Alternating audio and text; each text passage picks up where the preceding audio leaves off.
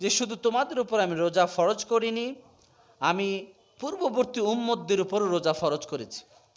যদি এরকম হতো যে শুধু উম্মতে মুহাম্মাদের উপরে রোজা চাপাই দিছে আর অন্যান্য পূর্ববর্তী উম্মতদের উপর রোজা ছিল না, এটা কেমন জানি একটা অন্যায় হয়ে যেত। এজন্য আল্লাহ তাআলা এই আয়াতে কারিমা দিয়ে আমাদেরকে একটা সান্ত্বনা দিয়েছেন যে তোমরা ভয় পেও না, শুধু তোমাদের জন্যই রোজা ফরজ না, কামা কুতিবা আলাল্লাযীনা মিন ক্বাবলিকুম, তোমাদের পূর্ববর্তী নবীদের যে জাতি ছিল তাদের উপরও রোজা ফরজ ছিল।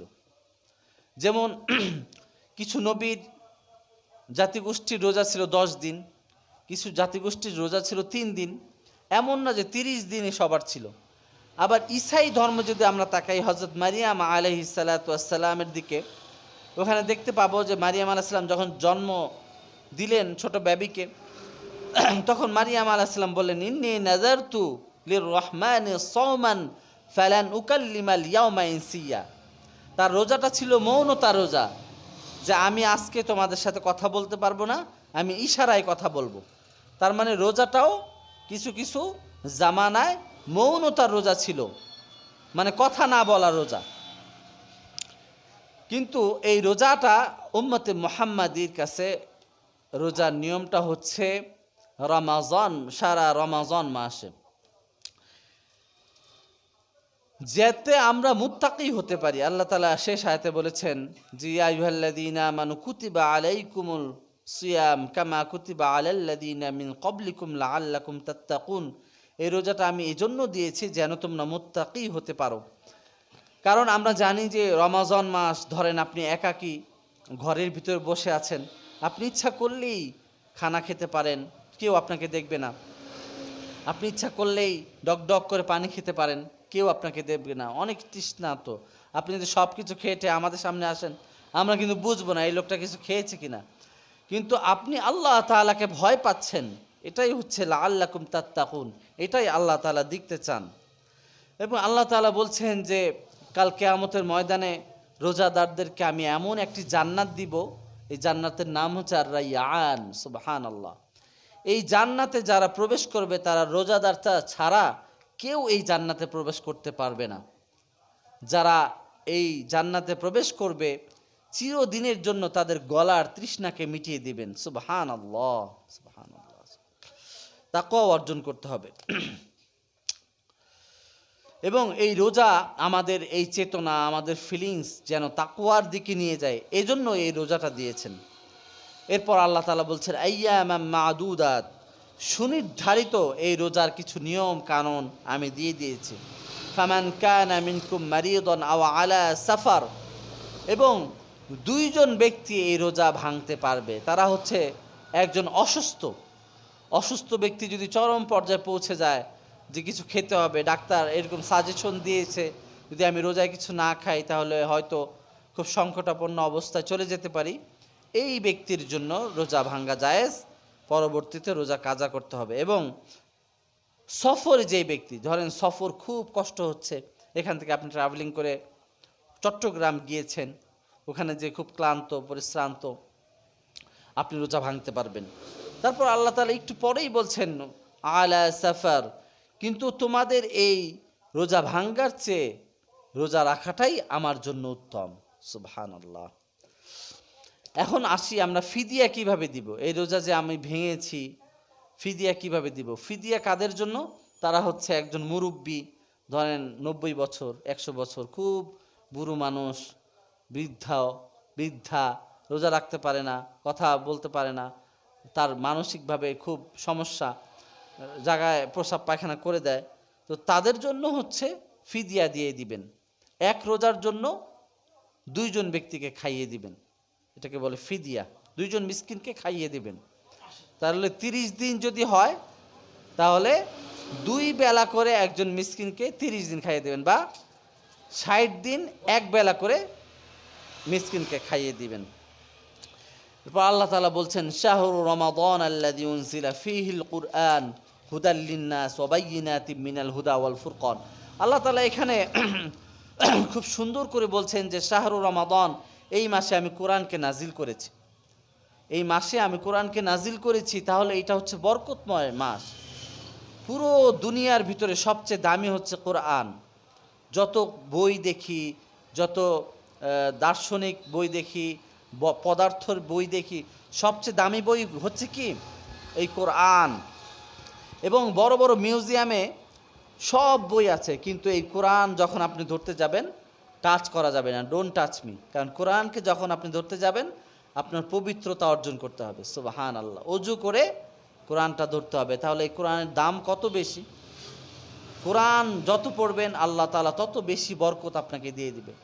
এবং রাসূলুল্লাহ সাল্লাল্লাহু আলাইহি ওয়াসাল্লাম বলেছেন, যে ব্যক্তি কোরআন পড়বে এই রমাজান মাসে, তো আমরা জানি যে 10টা করে সওয়াব, কোরআন পড়লে এই রমাজান মাসে 70টা করে সওয়াব আল্লাহ তাআলা তার আমলনামায় দিবে।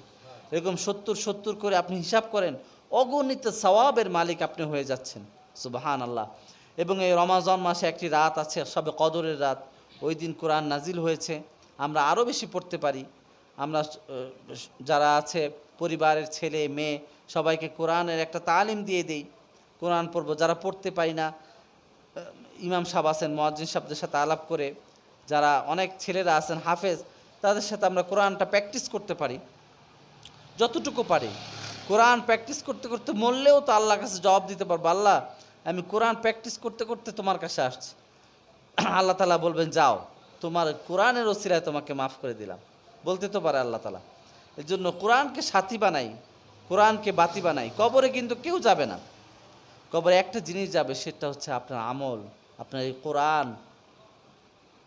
কোরআন শরীফে একটা সূরা আছে, সূরা তাবারাকাল্লাযী লা মানিআতা মিন আযাবিল কবর। রাসূলুল্লাহ সাল্লাল্লাহু আলাইহি ওয়াসাল্লাম বলেছেন, কোনো ব্যক্তি যদি প্রতিদিন এশারের পর এই তাবারাকাল্লাযী সূরা মুলক পড়ে, সে যদি কবরে যায়, কবরের আযাব তাকে গ্রেফতার করবে না, সুবহানাল্লাহ।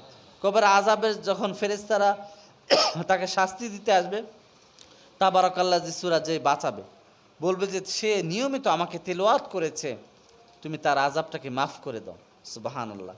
প্রতিদিন আমরা সূরা মুলক পড়ব। তাবারাকাল্লাযী 29 পারায় এই সূরাটি অবস্থিত। এই সূরাটা মুখস্থ করতে পারি।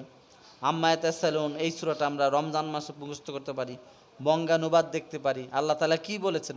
শুধু তো পড়লে হবে না, আল্লাহ তাআলা আমাদের কি গাইডলাইন দিয়েছেন, কি বিধিবিধান দিয়েছেন, ইসলামের কি আইন, এগুলো একটু একটু একটু করে, যেহেতু রমজান মাসে একটু ছুটি পাই, একটু কাজটাকে একটু কমায় নিয়ে আসে।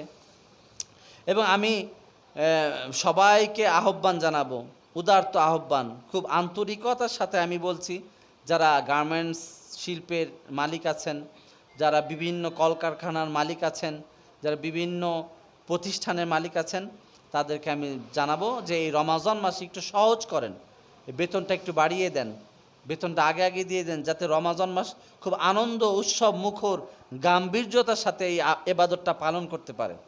এই ইবাদতের একটা ভাগীদার কিন্তু আপনিও হয়ে যাবেন। রাসূলুল্লাহ সাল্লাল্লাহু আলাইহি ওয়াসাল্লাম বলেছে, কেউ যদি ইফতারিতে একটু খেজুর খাওয়ায়, সে ওই ইফতারি যে সারাদিন যে রোজা রাখলো তার একটা পার্সেন্টেজ সওয়াব ওই যে খেজুর খাওয়ালো তাকে আল্লাহ তাআলা দিয়ে দিবে, সুবহানাল্লাহ। কেউ যদি একটু পানি খাওয়ায়, একটু শরবত খাওয়ায়, একটু ভাই আপনি একটু শেয়ার করেন, আমাদের একটু পেঁয়াজু খেয়ে যান, কত সুন্দর। এই সৌন্দর্য দেখেই দেখবেন আপনার পাশের হিন্দু বন্ধু, খ্রিস্টান বন্ধু, বৌদ্ধ বন্ধু দেখবেন এই সৌন্দর্য দেখেই মুসলমান হয়ে যাবে। তাকে একটু বসালেন, তাকে একটু দিলেন। এইভাবে যেন আমরা আমাদের রমাজানটাকে পালন করতে পারি। রাসূলুল্লাহ সাল্লাল্লাহু আলাইহি ওয়াসাল্লাম বলেছেন, কেউ যদি পেট ভরে ইফতারি করায়, তার যে সওয়াবটা, তার পুরো সওয়াবটা সে পেয়ে যাবে, কিন্তু তার এই সওয়াবটা কম করা হবে না, সুবহানাল্লাহ। আমরা ইফতারি খাওয়াবো, ইফতারি অনেক মসজিদে দেখেছি 30 দিন ইফতারি এক একজন করায়। আমরা ইনশাল্লাহ এই মসজিদে করার চেষ্টা করব। এটা অনেক ফয়দা হয়, সাম্য হয়, ভ্রাতৃত্বের একটা বন্ধন হয়, সবার সাথে আদান প্রদান হয়। খুব সুন্দরভাবে যেন আমরা আমাদের এই রমাজান মাস পালন করতে পারি। আল্লাহ তাআলা আমাদের তৌফিক দান করুন। তারপর আল্লাহ তাআলা ফাল ইয়াসুম শাহরু রমাদান আল্লাযী, শেষে ফাল ইয়াসুম দ্বারা বলেছেন তোমরা সিয়াম পালন করো। সিয়াম পালন করতেই হবে, ফরজ, সিয়াম ভাঙ্গা যাবে না। এবং রাসূলুল্লাহ সাল্লাল্লাহু আলাইহি ওয়াসাল্লাম বলেছেন যে ইসলামের 5টা পিলার আছে। এই মসজিদে বা এই বিভিন্ন বাসা বানায় অনেকগুলো পিলার থাকে, এই পিলারের উপরে কিন্তু আমাদের ছাদ থাকে, আপনারা জানেন। আর ইসলামেরও 5টা পিলার আছে, এই পিলারের উপরে কিন্তু আমাদের এই আইন কানুন, আমাদের ইসলামী বিধিবিধান মজবুতভাবে আছে। তার মধ্যে একটা পিলার হচ্ছে রমাজান। আপনারা জানেন যে নামাজ, রোজা, হজ, জাকাত, এরকম 5টা পিলার। একটা পিলার কি হচ্ছে? রমাজানের রোজা, এটা আপনাকে রাখতেই হবে। এবং রাসূলুল্লাহ সাল্লাল্লাহু আলাইহি ওয়াসাল্লাম বলেছেন, কোনো বনি আদম যদি আমল করে তাহলে আমি 70 থেকে 100 গুণ সওয়াব তার আমল নামায় দিয়ে দেয়। কিন্তু রোজা রাখলে যে কত সওয়াব, এটা ফেরেশতাদেরকেও আল্লাহ জানাননি। আল্লাহ তাআলা নিজে স্বয়ং এই সওয়াবের আমল দিবেন। কত সওয়াব দিবেন এটা আল্লাহ পাকই ভালো জানেন। আল্লাহ তাআলা এক হাদিসে কুদসিতে বলছেন, ওয়া আনা আজজি বি, রোজাদারদের পুরস্কার আমি নিজ হাতে দেব। আরেক বর্ণনায় আছে, ওয়া আনা উজজাবি, তোমরা রোজা রেখেছো, তোমাদের পুরস্কার আমি নিজেই, রোজা রাখলে আমাকেই তোমরা পেয়ে যাবা। সুবহানাল্লাহ। জন্য আমরা রোজা রাখবো। কারা রোজায় ছাড় পাবেন, একটু মাসালাগতভাবে আমাদের মৌলিকভাবে কিছু জানা দরকার। কারা ছাড় পাবেন, রোজা না রাখলেও চলবে? তারা হচ্ছে কি কাজ করলে, 3টা মৌলিক আমি সেটা বলবো পয়েন্ট। সেটা হচ্ছে কারা রোজা ছাড় পাবে, কি কাজ করলে রোজা ভেঙে যাবে, আর কি কাজ করলে রোজা ভাঙবে না। শিশুরা রোজা না রাখলেও চলবে। এবং শিশুদেরকে উদ্বুদ্ধ করবেন, কারণ আমরা জানি যে শিশুরাই হচ্ছে আমাদের আগামী প্রজন্মের ভবিষ্যৎ, আগামী প্রজন্মের ইসলামের এক একজন সৈনিক আমাদের শিশুরা। কার ভিতরে যে কি আছে আমরা জানি না। কোন শিশুর ভিতরেই লুকিয়ে আছে আবু বকর, কোন শিশুর ভিতরে লুকিয়ে আছে ওমরের মতো তেজোদ্দীপ্ত সুলতানাত পাহারা দেওয়ার দায়িত্ব, কোন ছেলের ভিতরে লুকিয়ে আছে আগামী ডক্টর ইউনূস আমরা জানি না। এজন্য শিশুদেরকে গাইডলাইন করতে হবে, মনিটরিং করতে হবে, কারণ এই শিশুরা আগামীতে যে কি হবে এটা আমরা জানি না। তাদের ভবিষ্যৎ, তাদের গাইবি কিছুই আমরা জানি না। এই জন্য তাদেরকে উদ্বুদ্ধ করতে হবে। বাবা যাদের এই রোজা রাখার স্পিড আছে, অনেক বাচ্চারা দেখবেন যে খুব হাউস করে শখ করে রোজা রাখতে চায়, কিন্তু বাবা মারা বলে যে না, তোমার স্বাস্থ্য নষ্ট হয়ে যাবে। এই তাদের যে স্পিডটা আপনি করতে পারেন, তৈরি করতে পারেন যে আচ্ছা ঠিক আছে রোজা রাখো, একটা রাখো, ভেঙে ভেঙে রাখো, তাদের স্পিডটা ঠিক রাখবেন। এই জন্য শিশুরা রোজা ছাড় পাবে, তারা রোজা না রাখলেও চলবে। পাগল রোজা রাখা লাগবে না, কারণ আমরা জানি যে 3 ব্যক্তির উপর থেকে আল্লাহ তাআলা কলম উঠিয়ে নিয়েছে, শরীয়তের যে কলম উঠায় নিয়েছে। একটা হচ্ছে পাগল, আরেকজন হচ্ছে শিশু, আরেকজন হচ্ছে ঘুমন্ত ব্যক্তি। এদের উপর থেকে শরীয়তের কলম আল্লাহ উঠিয়ে নিয়েছেন। অসুস্থ ব্যক্তি, খুব অসুস্থ, রোজা রাখতে পারে না, তার জন্য রোজা না রাখলেও চলবে, কিন্তু পরে ফিদিয়া দেয়া লাগবে। তা আসতেছে আলোচনায়। সফর করেছেন, ধরেন আপনি 48 মাইল সফর করেছেন, খুব ক্লান্ত, রোজা ভেঙে ফেলতে পারবেন। এই ফ্লেক্সিবিলিটি আপনাকে ইসলাম দিয়েছে। ওয়ান তাসুমু খয়রুল লাকুম, তবে যদি আপনি না ভেঙে কষ্ট করে রোজাটা রাখেন, আল্লাহ বলেছেন এটা আমার জন্য, তার জন্য উত্তম। রাসূলুল্লাহ সাল্লাল্লাহু আলাইহি ওয়াসাল্লামের দলিল, সফরে যে রোজা ভাঙা যায় এটা একটা দলিল বলছি। রাসূলুল্লাহ সাল্লাল্লাহু আলাইহি ওয়াসাল্লাম যখন মক্কা বিজয় করলেন, আপনারা জানেন 8ম হিজরিতে, ওই দিন কিন্তু রমাজানের 20 তারিখ ছিল, 20 রমাজান ছিল। ওই দিন রাসূলুল্লাহ সাল্লাল্লাহু আলাইহি ওয়াসাল্লাম কাদির নামক জায়গায় এক জায়গায় দাঁড়ায়া রাসূলুল্লাহ সাল্লাল্লাহু আলাইহি ওয়াসাল্লাম পানি পান করেছেন, এবং সমস্ত সাহাবী এটা দেখেছেন। এটাই হচ্ছে এটার দলিল। রাসূলুল্লাহ সাল্লাল্লাহু আলাইহি ওয়াসাল্লাম রমাজান মাসে রোজা ভেঙেছেন। পরে কিন্তু কাজা করতে হবে, একটার জন্য একটা রেখে দিলেন। আপনি একটা ভেঙেছেন রোজা, এটা রমাজান মাসের পরে শাওয়াল মাস আছে, তখন আপনি একটা রোজা রেখে দিবেন।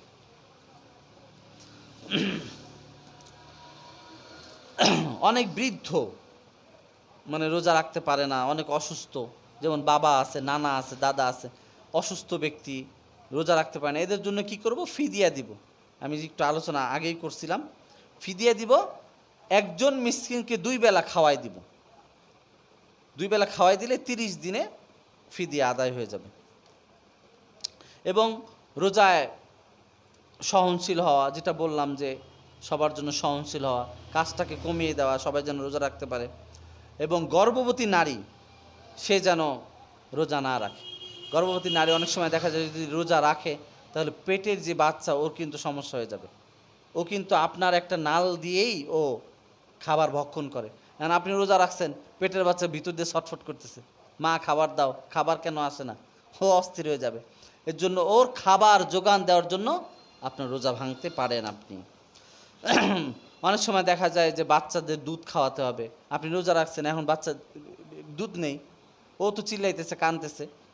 দুধ খাওয়া, যেহেতু আমরা জানি যে 2 বছর একজন বাচ্চা দুধ খাইতে পারে ইসলামী শরীয়ত আইন অনুযায়ী, ওই মা রোজা ভাঙতে পারবেন। অনেক মেয়েদের পিরিয়ড হয়, পিরিয়ড মাসিক যেই সমস্যা, ওই সমস্যার কারণে রোজা ভাঙতে পারবেন, কিন্তু পরে কাজা করতে হবে। এখানে ইসলামিক টুই করেছে, পরে কাজা করতে হবে, কিন্তু নামাজ আর পরে কাজা করতে হবে না পিরিয়ড মা বোনদের জন্য।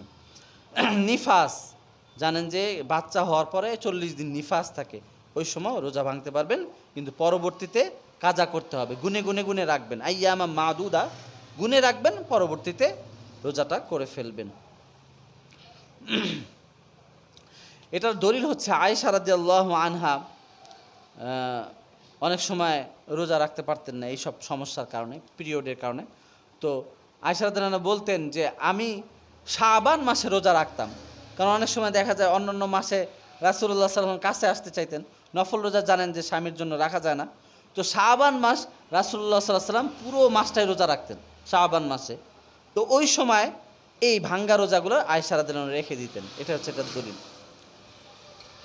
রোজার শাব্দিক এবং সংজ্ঞা হচ্ছে বিরত থাকা, বিরত থাকা এবং নিয়তটা সহি রাখা, যে আল্লাহ আমি নিয়ত করছি, ইন্নামাল আমালু বিন্নিয়াত। আপনারা জানেন যে সব কাজ কিন্তু নিয়তের উপর নির্ভর করে। আপনার নিয়তটা যেমন হবে, আপনার আল্লাহ তাআলার বরকত রহমতটা ওই রকমই হবে। আপনি নিয়ত করতে হবে যে আমি সারাদিন পানি পান করব না, সুবে সাদিক থেকে অস্ত যাওয়া পর্যন্ত, স্ত্রীর সাথে সহবাস থেকে বিরত থাকবেন, ঠিক আছে? এটাই হচ্ছে আপনার মৌলিক কাজ।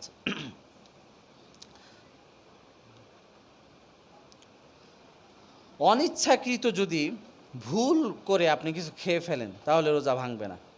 অনেকে মনে করেন যে আমি তো 1 প্লেট ভাত খেয়ে ফেলেছি, বিরিয়ানি খেয়ে ফেলেছি, হতে পারে রমজানের প্রথম এই সমস্যা হয়, পানি খেয়ে ফেলছি। অনিচ্ছাকৃত ভুলভাবে যদি খেয়ে ফেলেন তাহলে রোজা ভাঙবে না, কারণ আল্লাহ তাআলাই আপনাকে খেয়েছেন, আল্লাহ তাআলা আপনাকে পান করেছেন।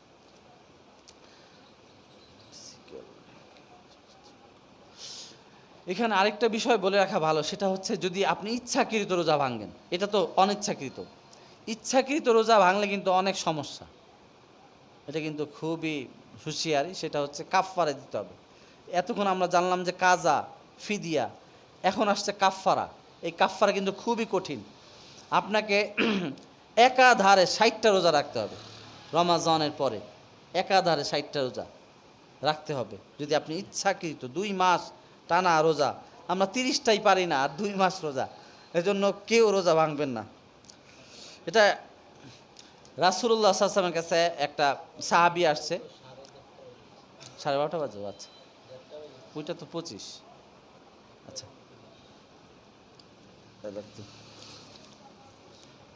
আচ্ছা তাড়াতাড়ি শেষ করে দিচ্ছি। হস্তমৈথুন করলে রোজা ভেঙে যাবে, সিগারেট খেলে রোজা ভেঙে যাবে, নাকে ড্রপ দিলে এটা গলায় যায়, স্টোমাকে যায়, রোজা ভেঙে যাবে।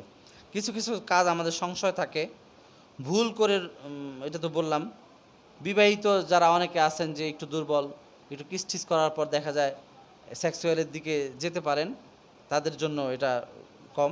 স্বপ্নদোষ হলে রোজা ভাঙে না। অনেকের ভাবেন যে স্বপ্নদোষ হলে রোজা ভেঙে যায়, রোজা ভাঙে না। 5 মিনিট আছে।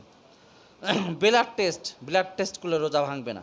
যদি বেশি ব্লাড নেওয়া হয়, দেখা যায় একজন মুমূর্ষ রোগী মারা যাচ্ছে, আপনার তো এখন দায়িত্ব ব্লাড দেওয়া, তো আপনি অনেক ব্লাড দিয়ে দিলেন, 1 ব্যাগের জায়গায় 2 ব্যাগ দিলেন, এখন অবস্থা খুব খারাপ, ওই ক্ষেত্রে আপনি রোজা ভাঙতে পারবেন, অন্যথায় রোজা ভাঙতে পারবেন না। অনেকের নাক দিয়ে রক্ত পড়ে, একটা রোগ থাকে, নাক দিয়ে রক্ত পড়লে রোজা ভাঙবে না। দাঁত ফেলতে হবে, রিমুভ করতে হবে, ওই ক্ষেত্রে যদি দাঁত পড়ে যায়, একটু রক্ত বের হতে পারে, রোজা ভাঙবে না। ইঞ্জেকশন দিলে রোজা ভাঙবে না। তবে এখানে একটা কথা আছে, যদি আপনি সাপ্লিমেন্টারি একটু এনার্জেটিক ইঞ্জেকশন দেন, ওই ক্ষেত্রে রোজা ভাঙবে, কারণ এটার পুশ হয়ে গেল আপনার এনার্জি, এটা রোজা ভাঙবে। যদি পেইন কিলার দেন তাহলে রোজা ভাঙবে না। টুথপেস্ট না মাজাটাই ভালো, এটা যারা আলেম ওলামারা এটা নিষেধ করেন। মেসওয়াক মাজবেন, কারণ রাসূলুল্লাহ সাল্লাল্লাহু আলাইহি ওয়াসাল্লাম মেসওয়াকের প্রতি খুবই উদ্বুদ্ধ করেছেন। রাসূলুল্লাহ সাল্লাল্লাহু আলাইহি ওয়াসাল্লাম বলেছেন, যদি তোমাদের যদি কষ্ট না হতো, মেসওয়াক করাটা কষ্ট না হতো, তাহলে মেসওয়াক করাটা তোমাদের জন্য আমি ফরজ করে দিতাম। যে নামাজ যেমন ফরজ, মেসওয়াক করা ফরজ হতো। আর আমি কষ্ট হবে দেখে আমি এটা ফরজ করিনি। এবং রাসূল সাল্লাল্লাহু আলাইহি ওয়াসাল্লাম শেষ ইন্তেকালের সময়ও এক সাহাবীকে বলছেন, আমাকে মেসওয়াক দাও, ইশারায় বলছে, মানে কথা বলতে পারতেছে না, একদম শেষ সময়, শেষ মুহূর্তেও তিনি মেসওয়াক করেছেন। আর আপনারা জানেন যে মেসওয়াক করলে 70টা উপকার, অনেক উপকার। মেসওয়াক করতে পারেন আপনারা রমজান মাসে।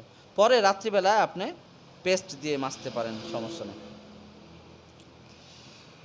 আই ড্রপ নিতে পারবেন, সমস্যা নাই। ইনসুলিন নিতে পারবেন যারা ডায়াবেটিস রোগী, সমস্যা নেই। এবং ওই যে অনেক সময় রান্না করেন, লবণ একটু চেখে দেখতে পারবেন, অনেক লোক হলে সমস্যা নাই, পরে কুলি করে ফেলবেন।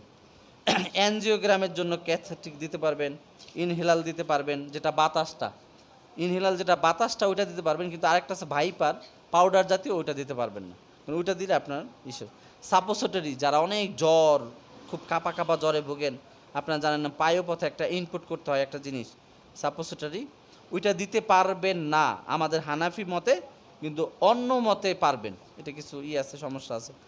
হার্ট পেশেন্ট জিহ্বার নিচে একটা দেন, পাম্প প্লেস করেন একটা ওষুধ, ওইটা দিতে পারবেন না, ওইটা হানাফি মতে পারবেন না, অন্য মতে পারবেন। হিজামা, অনেকে হিজামা ওই যে রক্ত ঠিয়া করে, ওইটা দিতে পারবেন, সমস্যা নেই, ভাঙবে না রোজা। তো এই ছিল রোজার বিধিবিধান, আমরা যতটুকু পারি ইনশাল্লাহ আমল করব। আল্লাহ যেন আমাদের এই রোজাটা আমাদের জীবনটাকে পরিবর্তন করে। এবং রাসূলুল্লাহ সাল্লাল্লাহু আলাইহি ওয়াসাল্লাম বলেছেন, যে রোজায় নিজেদের জীবনের গুনাহ মাফ করাতে পারলো না, সে ধ্বংস হয়ে যাক। আমরা কি ধ্বংস হতে চাই বলেন? আমরা যেন এই রোজায়, এই রমজানে আমরা জীবনের যত গুনাহ আছে সব মাফ করিয়ে নিতে পারি। আল্লাহ তাআলা আমাদের এই রমজানে পবিত্র হয়ে সুন্দর একটা মন মানসিকতা নিয়ে আমরা যেন ঈদের নামাজ পড়তে পারি। আল্লাহ তাআলা সেই তৌফিক দান করুক। সকলে পড়ে আমিন। যারা 4 রাকাত সুন্নত পড়েনি, 4 রাকাত সুন্নত পড়েনি।